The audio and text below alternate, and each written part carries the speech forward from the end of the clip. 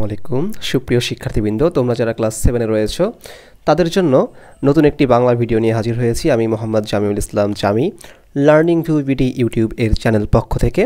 তো তোমরা জানো যে ইতিমধ্যে আমি বাংলা অনেকগুলো ভিডিও দিয়েছি তোমাদের জন্য। এছাড়া হচ্ছে আমি তোমাদের ক্লাস 7 এর ইংরেজি, ম্যাথ, বিজ্ঞান ভিডিওগুলো দিয়েছি। ইনশাআল্লাহ অন্যান্য সাবজেক্টের ভিডিও দেওয়ার ট্রাই করব। তো আমরা এর আগে আমরা এই 7 পেজ পর্যন্ত পড়েছিলাম। তো আজকে আমরা এই জায়গা থেকে পড়া শুরু করব। তাহলে চলো শুরু করা যাক। বলা হয়েছে ভাষিক যোগাযোগ এবং অভাষিক যোগাযোগ।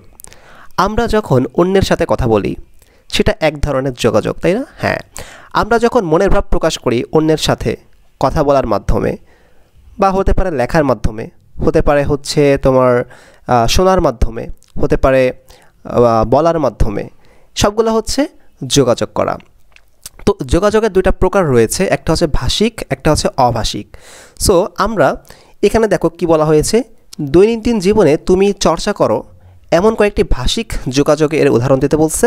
অ্যান্ড আফটার দ্যাট বলছে দৈনন্দিন জীবনে তুমি চর্চা করো এমন কয়েকটি অভাষিক যোগাযোগের উদাহরণ দাও। সো আমাদের আগে বুঝতে হবে যে ভাষিক এবং অভাষিক যোগাযোগ কী। সো আমরা একটু নিচে আসতেছি। দেখো, মানুষ নানা প্রয়োজনে একে অন্যের সাথে যোগাযোগ করে। যোগাযোগ মূলত দুইভাবে হয়, একটা ভাষিক যোগাযোগ, একটা অভাষিক যোগাযোগ। এখন আমরা দেখব ভাষিক যোগাযোগ বলতে কি বোঝায়। ভাষিক যোগাযোগের প্রধান রূপ 4টি। তা শোনা, বলা, পড়া এবং লেখা। শোনা অর্থ লিসেনিং, তাই না? আমরা ইংরেজি পড়লে মনে থাকবে, ইংরেজিতে একটু আমরা শুনে নিই। সো শোনা মানে লিসেনিং, বলা অর্থ স্পিকিং, পড়া মানে রিডিং, লেখা অর্থ রাইটিং। সো এই যে 4টা বিষয়, এই 4টা ইউজ করে যদি আমরা যোগাযোগ করি বা মনের ভাব অন্যের কাছে প্রকাশ করি, তাহলে সেটা ভাষিক যোগাযোগ। এখন তুমি চিন্তা করো, তুমি এই 4টা বিষয় ইউজ করে যে কোনো একটা বিষয় ইউজ করলেই হবে 4টার, হ্যাঁ? বা কথা এইখান থেকে যেন থাকে সেটা, এই 4টা বিষয় থেকে এই বিষয়গুলো ইউজ করে তুমি কি কাজগুলো করো সেইগুলো তুমি এইখানে উল্লেখ করবা। এই যে এখানে উল্লেখ করবা, ঠিক আছে? এই যে এখানে উল্লেখ করবা, উদাহরণ দিতে হবে। আমরা আরও পড়ি, আরও ক্লিয়ার হই। যন্ত্র থেকে তৈরি শব্দও আমরা কান দিয়ে শুনে থাকি। যেমন মনে করো টেলিভিশন। এই যে আমি যে কথাগুলো বলতেছি তোমরা শুনতেছো কীভাবে? ল্যাপটপ, ডেস্কটপ আর মোবাইল থেকে। সো এটা কিন্তু যন্ত্র। তাহলে যন্ত্র থেকে তোমরা কিন্তু শুনতে পারতেছো, হ্যাঁ, তাই বলা হয়েছে এখানে। অন্যদিকে লেখা ও পড়ার কাজে হাত ও চোখ প্রধান ভূমিকা রাখে। আচ্ছা, এর আগে মেবি একটা লাইন আমি স্কিপ করছি, এখান থেকে একটু দেখি। এর মধ্যে বলা ও শোনার কাজে মুখ ও কানের ভূমিকা প্রধান। তার মানে কি? বলা মানে তুমি স্পিকিং করবা এবং শোনা লিসেনিং। তো বলতে তোমার কি লাগবে? মুখ লাগবে, তাই বলছে মুখ প্রধান। আর শুনতে তোমার কি? লিসেনিং করতে কান প্রয়োজন, তাই না? তো কানের ভূমিকা এখানে প্রধান, তাই বলা হয়েছে। দেন বলা হয়েছে যন্ত্র থেকে তৈরি শব্দও আমরা কান দিয়ে শুনে থাকি, মাত্রই বললাম, যেমন তুমি শুনতেছো আমার কথা।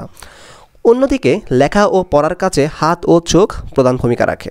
সেম অ্যাজ আগেরটার মতোই, যন্ত্রে লেখা শব্দও আমরা চোখ দিয়ে পড়তে পারি, তাই না? যেমন এখানে যে লেখাগুলো আছে এগুলো কিন্তু আমি চোখ দিয়ে পড়তেছি। কথা বলা, বই পড়া, ফোনে আলাপ করা ও বার্তা পাঠানো, রেডিও, টেলিভিশন শোনা ও দেখা, কাগজে লেখা বা কম্পিউটারে টাইপ করা ইত্যাদি ভাষিক যোগাযোগের উদাহরণ। এছাড়া শ্রবণ প্রতিবন্ধী মানুষের জন্য রয়েছে ইশারা ভাষা এবং দৃষ্টি প্রতিবন্ধী মানুষের জন্য রয়েছে ব্রেইল ভাষা। সো এটা কিন্তু ইম্পর্টেন্ট অবজেক্টিভের জন্য, ভালো করে মনে রাখবা যে শ্রবণ প্রতিবন্ধী মানে যারা শুনতে পায় না তাদের জন্য রয়েছে ইশারা ভাষা, তুমি ইশারা করে তাদেরকে বোঝাবা। আর যারা দৃষ্টি প্রতিবন্ধী মানে দেখতে পায় না তাদের জন্য রয়েছে ব্রেইল ভাষা। ওকে, সো এরকম ভাষিক যোগাযোগ কী আছে বলো তো? তুমি সাপোজ তোমার পরিবারের সাথে কথা বলো, মায়ের সাথে কথা বলো, বাবার সাথে কথা বলো। তুমি মনে করো গল্পের বই পড়তে পছন্দ করো, তুমি মনে করো জোরে জোরে পেপার পড়ো, তারপর তুমি সাপোজ প্যারাগ্রাফ লেখো, রচনা লিখো। সো এই সবগুলো কিন্তু কি? ভাষিক যোগাযোগ। সাপোজ তুমি তোমার ছোটো ভাইয়ের সাথে বা ছোটো বোনের সাথে তুমি চিঠি খেলো, মানে তুমি লিখে কাগজে লিখে ওকে দাও, ও কাগজে লিখে তোমাকে দেয়। এটাও কিন্তু একটা কি যোগাযোগ। তুমি একা না, তুমি অন্যের সাথে কমিউনিকেশন করবা। বাট কথা এই শোনা, বলা, পড়া, লেখা এই 4টা জিনিস যেন থাকে।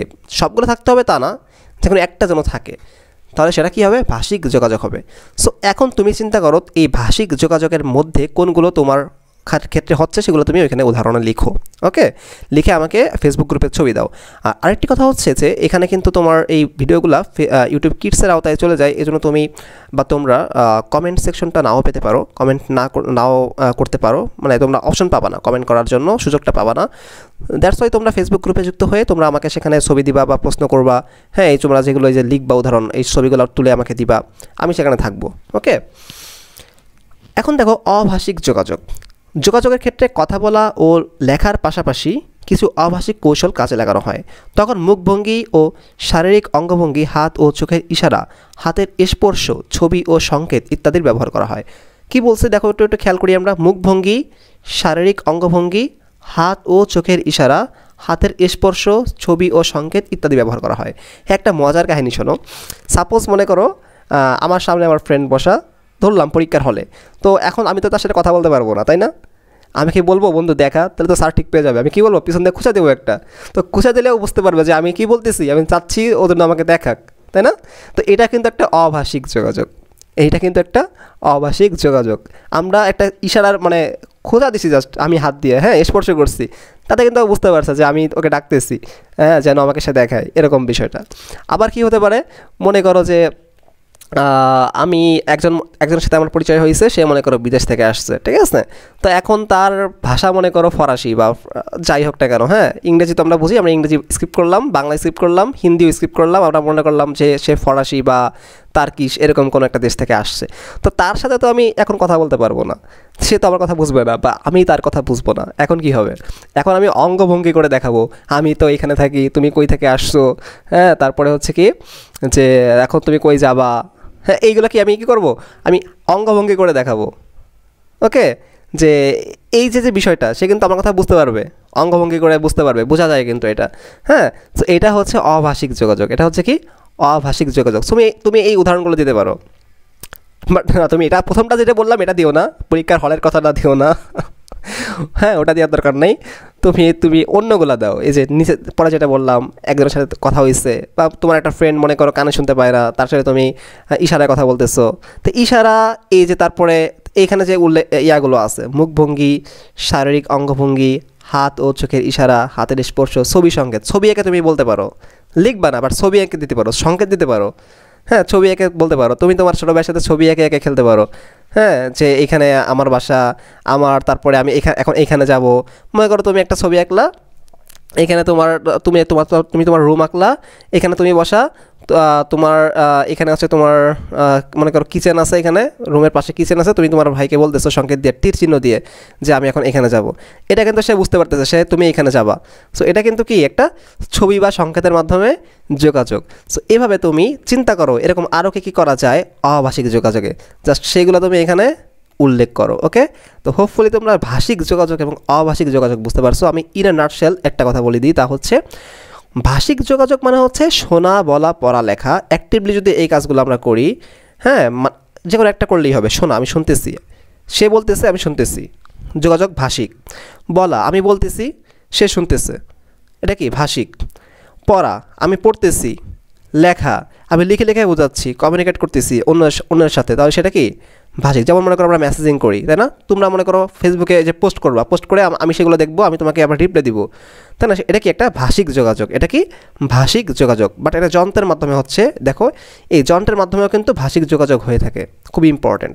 আর অভাষিক কোনটা, যেটা হচ্ছে আমরা এই চারটা আমরা ইউজ করব না, এই চারটা স্কিপ করে আমরা অন্য কোনোভাবে যদি ইশারা, হাতের স্পর্শ, ছবি, সংকেত এভাবে যদি আমরা অন্যর সাথে যোগাযোগ বা কমিউনিকেট করি, তাহলে সেটা হচ্ছে অভাষিক যোগাযোগ। হোপফুলি তোমরা বুঝতে পারছো।